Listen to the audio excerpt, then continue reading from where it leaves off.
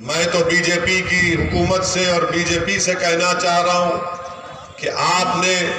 یہاں پر اس ویدھان سبھا میں A T S centre بنانے کا کام کر رہے ہیں، مگر آپ یہ بتاؤ، میں اس پردیش کے مکھیہ منتری سے پوچھنا چاہ رہا ہوں، ان دہشت گردوں کا کیا کریں گے جنہوں نے ہماری گاڑی پر گولیاں چلائی تھی؟ آپ ان کی قربانیوں کی یاد کو تازہ کر دیں گے، کیونکہ آج اس دیش میں انہی بزرگوں کی لڑائی کی لڑنے کی ضرورت ہے جنہوں نے اس دیش کو بچایا تھا، جنہوں نے اس دیش کو فرقہ پرستی کے زہر سے چھٹکارا دلایا تھا۔ میرے عزیز دوستوں اور بزرگوں، اسد الدین اویسی آپ سے یہی گزارش کرنے آیا ہے کہ 14 تاریخ کے دن آپ متحدہ طور پر اپنے کے کوڈ کا استعمال کریے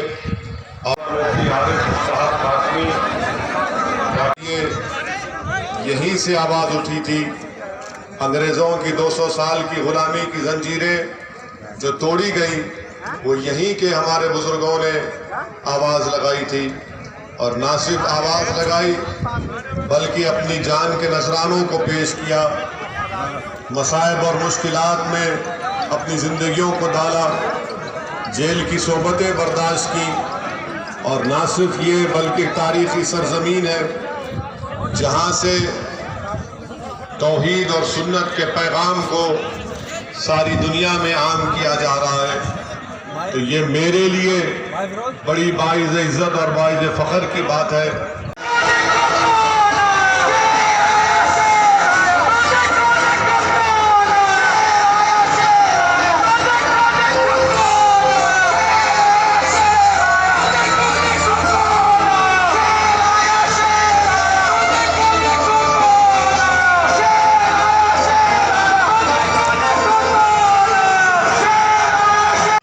بی جے پی کی حکومت سے اور بی جے پی سے کہنا چاہ رہا ہوں کہ آپ نے یہاں پر اس ویدھان سبھا میں اے ٹی ایس سینٹر بنانے کا کام کر رہے ہیں، مگر آپ یہ بتاؤ، میں اس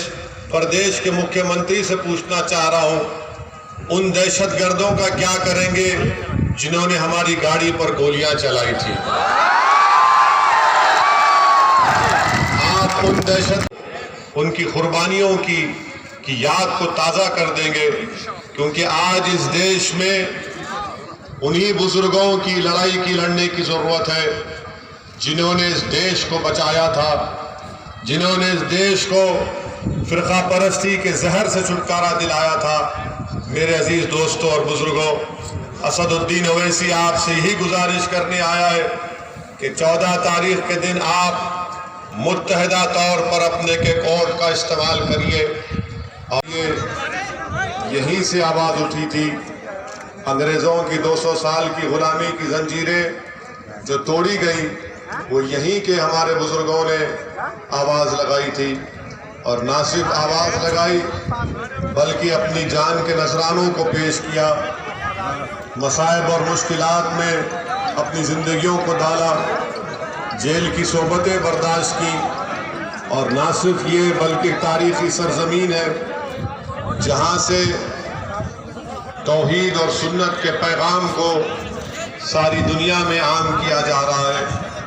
تو یہ میرے لیے بڑی باعث عزت اور باعث فخر کی بات ہے۔